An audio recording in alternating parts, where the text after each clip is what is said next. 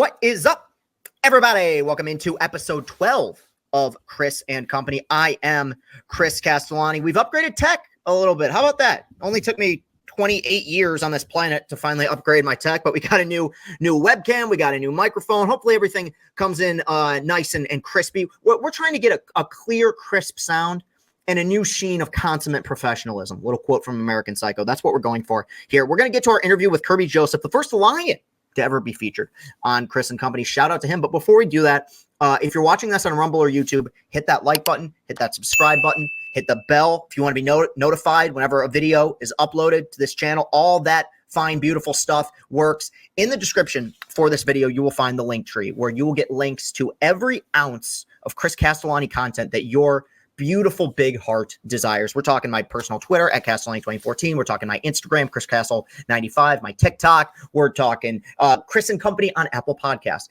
on Spotify, on Google Play. It's all there. Shout out to Austin Sisler, my guy behind the sticks, for setting all of that up. We will be back here. I'm going to wrap this thing up after our interview with Kerby Joseph. But before we do that, I just want to say thank you all for the support. We're going to continue to try to grow this thing. And, I'll add to this soliloquy at the end. No need to waste any more time. Let's get to our interview with Kerby Joseph.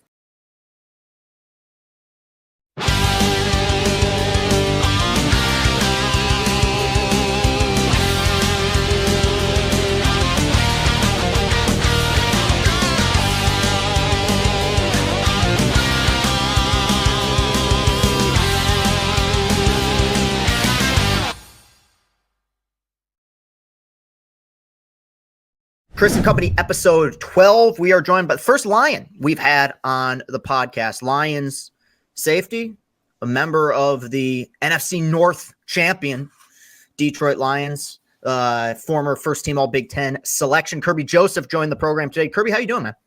What's going on, Chris, man? I'm glad to be here, man. Just coming off the season, man. So great to be here, man.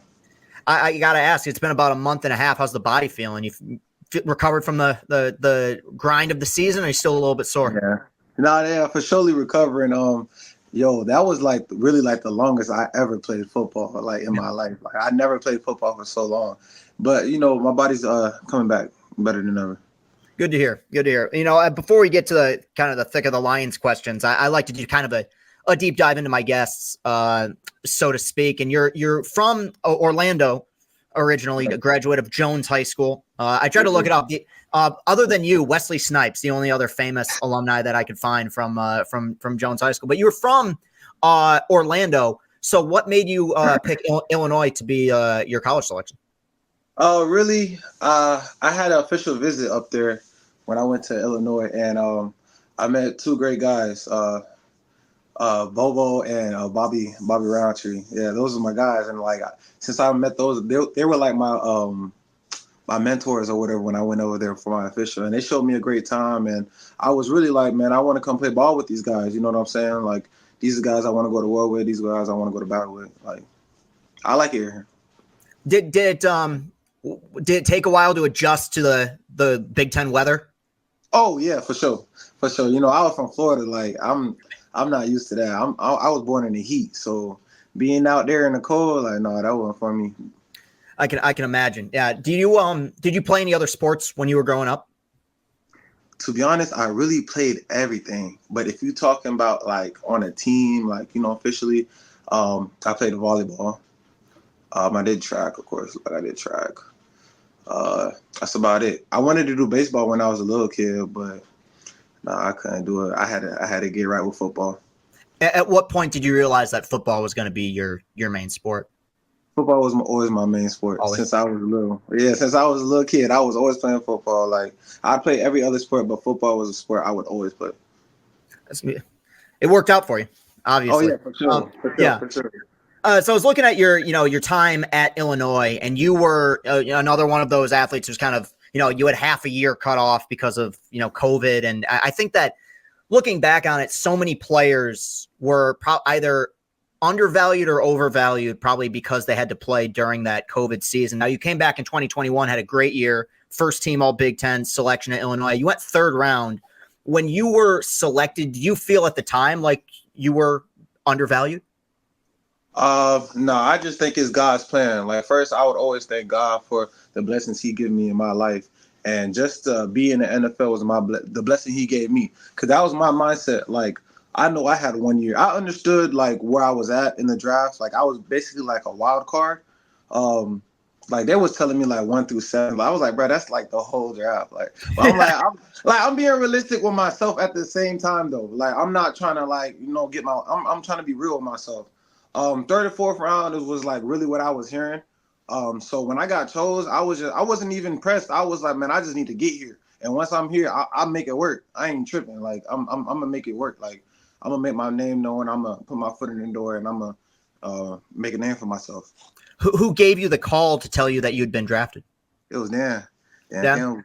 How'd that go? He had called me and he said, if I wanted to come up here, and I was like, yeah, I was so excited. Like I was so excited. Like I was just so excited. Like that was a great time. That was so amazing. Like fantastic. And obviously in you looking back on it, that was a remarkable draft for the Lions. We get you in the third round, we get Hutchinson, second overall pick. Like that was kind of the beginning of that core that started to form. But obviously things got off to kind of a rough start for the team in your first year. You guys were 2-6 to begin the campaign. You're 19-7, not including postseason since then. You won the division last year, appearance and the NFC Championship game. What, in your opinion, changed, if anything, that kind of led to this new culture of winning in Detroit? I feel like the understanding of adversity. Like our team, like we've been through so much. Even like when I first got here, the first half of the season, you know what I'm saying? Like, early in my rookie year, like I was thrown in there. I wasn't like all the way ready. You know what I mean? But me being in there taught me like, man, I gotta make sure I'm on point. I gotta go hard. I gotta give maximum effort for not only for myself but for my teammates. And that me understanding that and everybody else understanding that, I felt like that really helped us like fight through all that adversity of what we've been through and come back on that second half of my rookie year. And since then, I just felt like we just kept trailing on. And I think one of the things too, and this was the case even the year before you came in, is that they lost so many close games. It wasn't the separation between like the Lions and the teams they were playing didn't feel that far away. It was just a play here or there. It seemed like that Packers game you guys won at home was just kind of the beginning of the turnaround. And then obviously you guys played, what a lot of people would view as maybe the beginning of the ascension, so to speak, was the game you guys played in Lambeau to end the 2022 season. 2 interceptions in that game against you. Potentially the reason why Aaron Rodgers decided to leave the NFC North after you picked him off a couple times, but just that knocked him out of the playoffs. As an athlete, how satisfying was that to end the season on such a high note, knowing that you guys finished the year strong with a ton of momentum. Yeah, I mean, it was everything. Like honestly, like that was my mindset going in the game. Like it was either we going to the playoffs or we not. So it was either if we not going to the playoffs, I'm still leaving with a dub. Like I'm not finna go home. Like this is my last game. Like me, I'm just like that last game. I was just like, man, if we not going, you're not going either, and I don't care. That's what I had tweeted at because that's really what I felt. You know what I mean? So going into that game and me actually like we executing and getting the job done, that was just everything, and that was a standing point for this past season. It was an inspiring performance, and that was going to be my next question is like you guys were in the locker room watching the Seahawks game, before the Packers game started because it had an impact on your playoff chances. I guess even with knowing that you guys had no chance of making it to the postseason, was the mood still really positive in the locker room going into that game? Oh yeah, for sure, because we all understood like this could be our last game, so no matter what, you might as well go have fun, like go ball out, because then again, like everybody's watching this game. So it's like you might as well showcase your talent, like give it your all, because no matter what, like whatever situation it may be, like we together and this is our team. For sure, yeah, and obviously it led to an unbelievable season this year as well. You played in the Big Ten, so you're used to playing in some pretty raucous environments. So this is a 2-part question. Number one is, what was the toughest Big Ten environment that you played in college? I would say environment wise, I would say like I think it was my sophomore year. I wouldn't say like the fans or nothing like that, but it was really we played Purdue. I think it was like I think like negative. It was negative degrees something, and it was like so cold, and it was raining too, and it was just like, bro, it was bad. It was bad, but that was like the worst environment. It was all muddy and slick because they have a grass field, so it was just all like it was. Oof, that was like the worst environment I ever had to play football in. Were you pretty grateful to be drafted by a team that plays in a dome? Yeah, no, big time, big time, big time, big time, big time, big time. Dude. Yeah. I feel like every NFL team, like if it snows, you have to have a dome. Like, cause Dallas got a dome. It don't even like, you know what I'm saying? Like come on. Dude, I feel like that's been my whole drive with baseball too. At the beginning of the year when it's 35 degrees and it's, you guys are pitching 9 innings. Like, can we just one retractable roof? Yeah, just get a retractable roof and we're good. Like the Bills, like y'all, like it'd be like 6 feet snow. Like y'all gotta put a top on that thing, man. For real. Yeah, well, I mean, it made, and I knew this would be the case, but for one, the fans would feel the exact same way. The fans were, there's a reason why, like, we're filling out Ford Field. It's like if it was, and it would be that way anyway. But man, when you got a dome in a situation like that in the playoffs, dude, you can't beat it. And that was going to be kind of my next question: is even with some of the environments you played in when you were at Illinois, did anything compare to the atmosphere at Ford Field? Those 2 home playoff games you guys played. Nah. No atmosphere at Illinois was the atmosphere we had here. And I feel like Detroit, like it was just a special one, and especially it's like it was my rookie year coming in. Like I feel like we have like the most specialist atmosphere because it's just full of love. Like I feel like shout out to One Pride because like they've been loyal fans since forever. So I feel like it's just a different kind of feeling when I'm in there. I was at both of them. It was unbelievable. It was the loudest environment I'd ever been in for a sporting event. And they were up all 4 quarters of each game, dude. It was incredible. Yeah. I hear so often, and I think it's like this in college as well, that there's such a huge leap in terms of just how you go about taking care of yourself physically, how you go about looking at things mentally between years 1 and year 2. What for you was the biggest adjustment that you made from your rookie season to your second season? One thing I had to fight through was this again goes back to adversity was the best. I had to learn the best ability is availability, which means taking care of your body. And it's not so much post work, but pre work. Like you have to do so much pre work to get your body to endure. You know what I'm saying? Those games because it's long weeks. So it's like just the pre works, the pre stretches, all the pre work you could do to take care of your body throughout the season to make your body more durable. I feel like that's one thing. That's a big jump I made. For sure. That's a great answer. And you're right. I mean, obviously with the, football's it's a tough game, you're going to fight through a lot of aches and pains. And so the best thing you can do is see the field. And I wanted to ask about the head coach, about Dan Campbell, who really, the second he was hired here kind of became something of a folk hero. I mean, like the representative of Detroit sports, so to speak. And we've seen some of the behind the scenes stuff with Hard Knocks and stuff like that in the interviews. But I guess as somebody who's been in the locker room with him, who's listened to the pregame, postgame speeches, what in your mind has made Dan Campbell so successful in Detroit so far?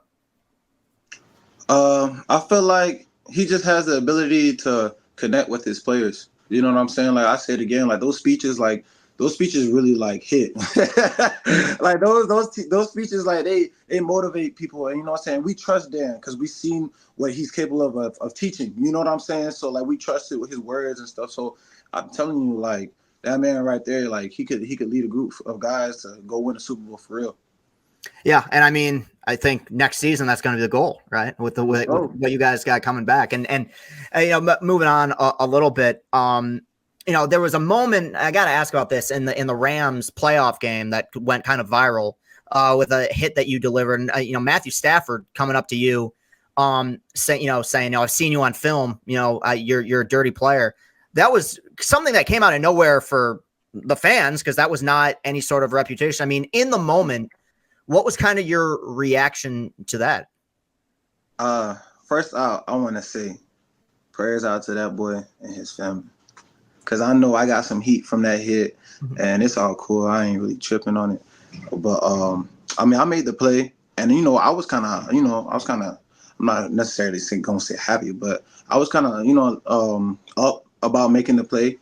I didn't know he was kind of messed up like how he was, but like that was a crucial play in the game. Like if they got that play, then it's game over for us. So I had to make that play, and I was excited that I made that play. I got up, and then Matthew Stafford came at me. It was crazy because at first I'm like, I'm kind of up, celebrate with my team, and then I hear like, hey, that's a good hit. So I look, so I'm thinking it's one of my teammates, and I see it's Matthew Stafford. I'm like, oh, hey, Matthew Stafford finna come up. He said good hit. I don't know why he's saying good hit, but he said good hit, and then he was like, but that's dirty, SF. I was like, oh, you gonna hear me? I'm like, but what? Like he threw me off when I heard that. But it was just like when I heard it, I kind of was just shocked, and I'm like, bro, like like he I gotta tackle him. Like it ain't even nothing no crazy. Like, and in my head, I'm like, if you saying like you seen it on film, you should have never thrown it because you seen me see him open. You know what I'm saying? So like, you gotta do a better job like protecting your guy because when you see me back there and when I'm locked in, like, you know what I'm saying? I'm playing the game too. You know what I'm saying? From a mental aspect, was it easy to kind of move on from a moment like that? I mean, because like there's a human element to that of knowing like a guy got injured, then Stafford's in your face. Like, were you able to turn the page pretty quickly? Yeah. Yeah. Good to hear. I figured. But okay, so then obviously you guys win those two games, or you win that game, then you go to play Tampa Bay. But throughout the season, you guys had your struggles, you had your trials and tribulations, you got through them. Was there a moment during the regular season campaign where you felt like this was a team that was going to make a deep run, or was it a feeling that you had kind of coming into the season that this team was capable of it? I feel like yeah, because when stuff hit the fan, I feel like people quit and people give up. You know what I'm saying? I feel like 1 week, man, we just didn't have like our swagger or like our effort, or we weren't just in our element, and we took a huge loss to the Ravens. Mm-hmm. And I think we bounced back and we just kept on. Like we just kept on going. Like we didn't like fluctuate. We know we went down, but we wasn't trying to stay down. You get what I mean? Like we was trying to go up. And when I understood that, that's when I felt like, okay, like yeah, this is our team because this is a team that doesn't quit. Like no matter what, it's not always gonna be perfect, but we're gonna get the job done. That's when I'm like, okay, I think go ahead. Yeah, sorry. No, I was just gonna say I think the biggest difference between last year's team and so many Lions teams have seen in the past is you guys never lost one game twice. If you took a loss, you watch the game film, throw it in the trash, you're moving on to the next one. I think that's what made you guys very exciting, is having that short memory, and you have to in the NFL because the separation between the best team and the worst team in the NFL is not that wide of a gap. You can lose any single week. So the fact that you guys were able to bounce back the way you were, I always thought was impressive. In your 2 years so far, who's been the toughest receiver you've had to cover? I feel like the toughest receiver I had to cover is definitely Justin Jefferson for sure. Justin Jefferson is a monster. Yeah, I know. And now in that game, in that second Minnesota game, you had 2 picks though, so you did a good job. Yeah. I got 2 picks. That's what I'm saying. Like people don't understand football. Like he gonna get his, like, but I'm gonna make sure I get mine. You know what I'm saying? Like we like great competitors like that, bro. They go hand in hand, and that's just how what I'm saying. Like football's played. For sure. What was the you clinched the North in Minnesota? I'm kind of curious. What was the celebration like in the locker room after that? Because you guys still had a lot to play for, obviously, with seating and everything. But you take some time to enjoy that one for sure? Yeah, for sure. Because it's like it's big for us, but we know what we did for the city of Detroit. You know what I'm saying? And for the fans, like that's what made it even better. Because we know how our fans been so supportive and loyal, like I said, and it's just it makes our day, or it makes our heart, you know what I'm saying, like cheer or joy, like to see those fans happy, because like some people like grand peoples, they be cheering up, like it's just amazing to see. It's a great side to see. Like it's just great to see, and for us to do that, and with your guys, like that's just everything. Like I think that's the that's the only championship I won for real. Like I ain't never win no award like that. So that's big for me. You know what I'm saying? For my own self. And I'm a part of a team that made history. So now I'm a part of history. So like, yeah, that was just everything. That's an excellent point. It was something I was telling people throughout the season. Like it's not an exaggeration. This is the best Lions team of my lifetime, like by a lot. Like you guys were doing things that we had never seen here, and obviously made for an awesome run. Obviously you get to San Francisco, you come up short. What was the, I guess, how do I put this? What were the conversations like in the short term after that game? Did you guys talk about it? Did you discuss it? Or was it kind of an unspoken thing of like, we're just time to turn the page, move on to next season? Nah. It wasn't no turn the page. It was kind of like that, but it's more like y'all need to realize like this is not a joke. Like it was like a talk of where like we're actually capable of doing this, but every little detail matters. And now we see that. Now we see that, and so it's like now it's time to take that next step again and get the job all the way done. Because like you said, in the past, it was like the Lions were like in close games and they just couldn't finish. Now we understand the finishing. Like we just like throughout the time we just kept getting better. You just kept getting better, kept going. Just like Dan will tell you, like that'll tell you, like that's exactly what he tells you. Just keep on going, like just keep going. Do you feel like your defense as a unit got better having to practice against that really good Lions offense throughout the season? Yeah, for sure. Ben Johnson got that offense working like clockwork. So like I'll see a lot of new, like that offense makes me so better because it's like I don't know if they scheme me up over there or whatever, but man, like Ben will find a way. You know what I'm saying? So it just gets me better. It helps my awareness. So it definitely makes me better for sure. Yeah. Obviously there's been so much talk over the last several years about quarterback, about Jared Goff and what he's done here and kind of his really the resurrection of his career over the last, 2 seasons, really, even 2.5 seasons. He was pretty darn good in the second half in 21.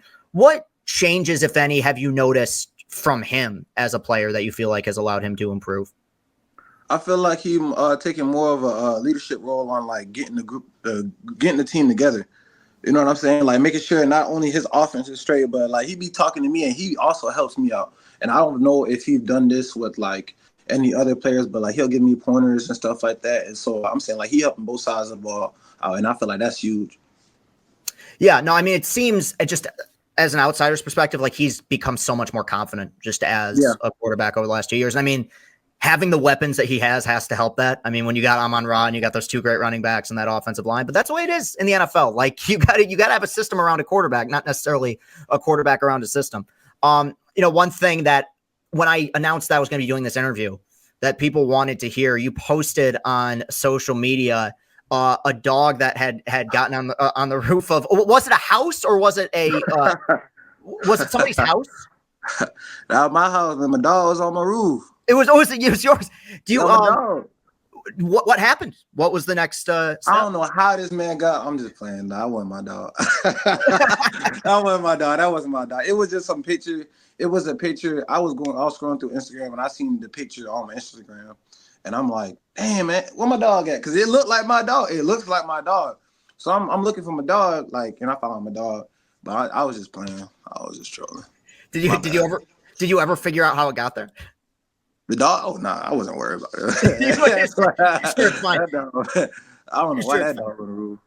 Yeah, one other thing I wanted to ask about, there was the very controversial ending to the Cowboys game, which in the grand scheme of things, like, you guys made the NFC Championship game. Like it didn't, like, I guess I gotta ask, why the eyes? Why? I can't say too much about that. Yeah. Okay. We can move on. No, that's understandable. No, I don't want to get fined. No, I'm saying. Honestly, I wasn't trying to put you in that position. My actually, what I was trying to say is just the fans came out in support of you. Yeah, no, I'm not. I'm smart with this. Trust. The fans came out in support of you guys, following that. And just, after a difficult loss, like how is it easier as a player to bounce back when you have like the kind of fan base that exists in Detroit?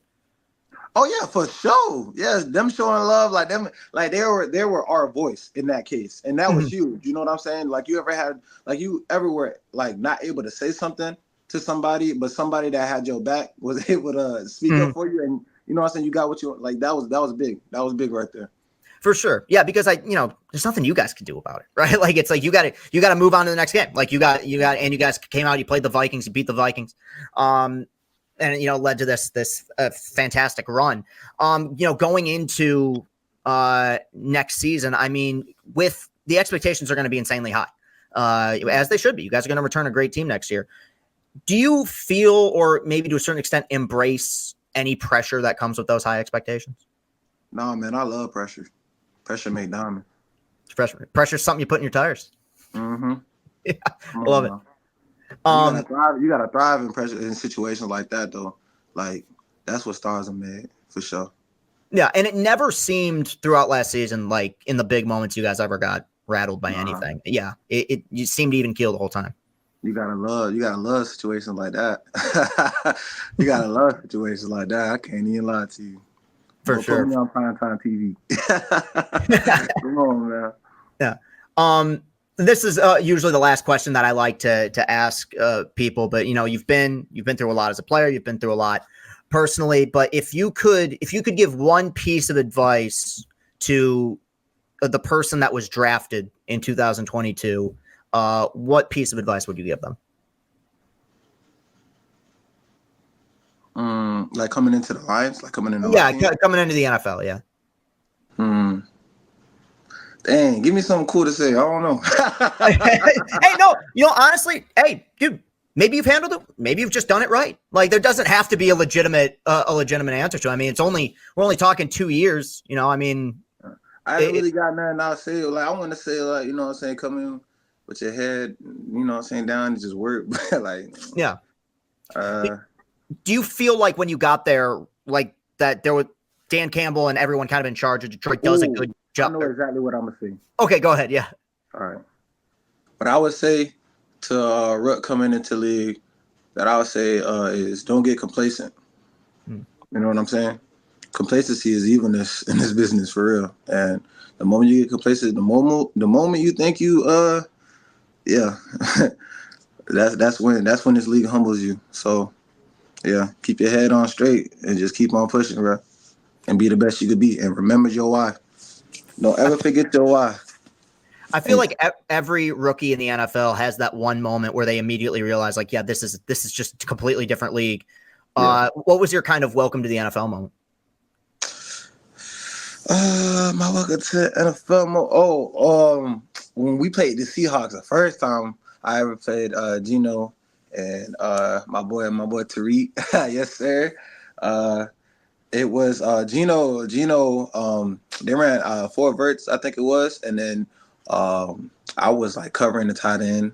I was in good phase, like, but Gino threw a dot, like I couldn't get to it, and then I was sick, like, you know what I'm saying. That was my first game starting, and I just got bombed. That's crazy. And I came to the sideline, and then the coach was like, "Hey, next play." And once he said that, I said, "Oh yeah, I gotta go back in here." I'm feeling sick. I don't got no time to feel sick because I gotta go right back out here. You know what I'm saying? I feel like ever since then, I kind of just realized like how the league work and like how it operates for real, because it's a big boy league. Yeah, and the short memory you have to have. I mean, especially with, quarterbacks are better than they are in any other league in the world. Like there's gonna be situations where the coverage is gonna be great, and they're just gonna, like you said, throw it down, throw it down. Oh, coverage, bro, magnificent. Yeah. Is that out there like, hi? Is that the most frustrating part of the job? Is when you go back and watch game film and you're like, dude, I did everything right, and you still couldn't stop a play. I mean, yeah. I mean, it's frustrating, but I mean, you gotta understand, like, man, things happen, like stuff happen, like, man, like that's how much short-term memory you have to have, and just understanding that, man, stuff happen, bro. But you gonna let that affect the next play, because the next play is gonna be way worse if you're letting it. You know what I'm saying? So, for definitely.